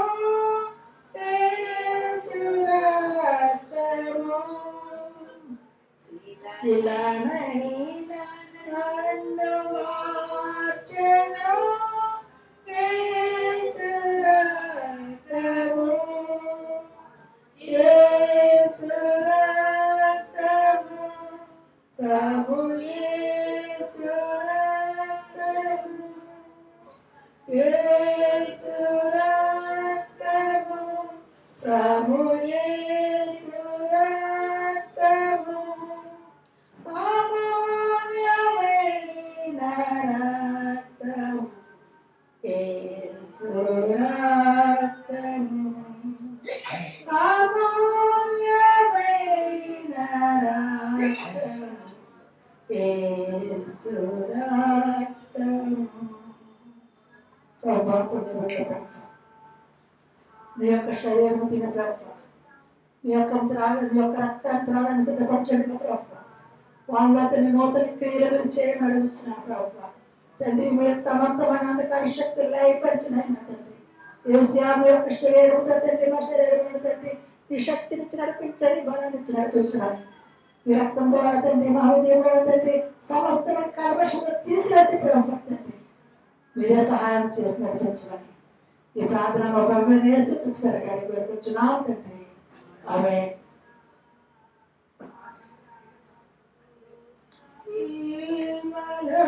నాకై కాచెను యేసు రక్తము, శిలనైన నన్ను మార్చెను యేసు రక్తము, శిలనైన నన్ను మార్చెను యేసు రక్తము, యేసు రక్తము, ప్రభు యేసు రక్తము,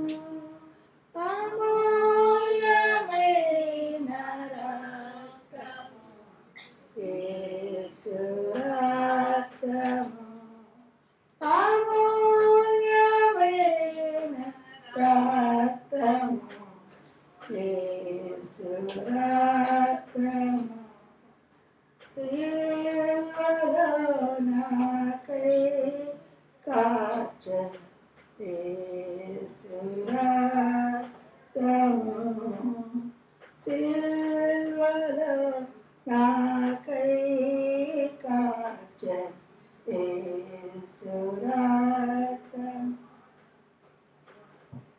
స్తోత్రం దేవా, స్తోత్రం దేవా, స్తోత్రం చెల్లించుకుంటున్నాను. శరీరం బట్టి నువ్వు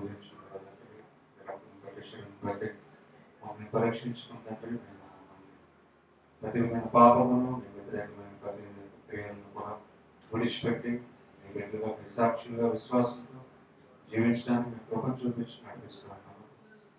యేసుక్రీస్తు పరిశుద్ధ నామములో ప్రార్థన వేడుకొచ్చున్నాం తండ్రి. ఆమేన్. తండ్రి అయిన దేవుడు, కుమారుడు యేసుక్రీస్తు పరిశుద్ధాత్మిక నేను సహవాసం ఎప్పుడు మనందరికీ తోడై నడిపించింది. ఆమేన్. ఆశీర్వాదంబుల్వామీదా వర్షింపచేయుమిసా, ఆశతో నమ్మియున్నాము నీ సస్యవర్ధకము, నీ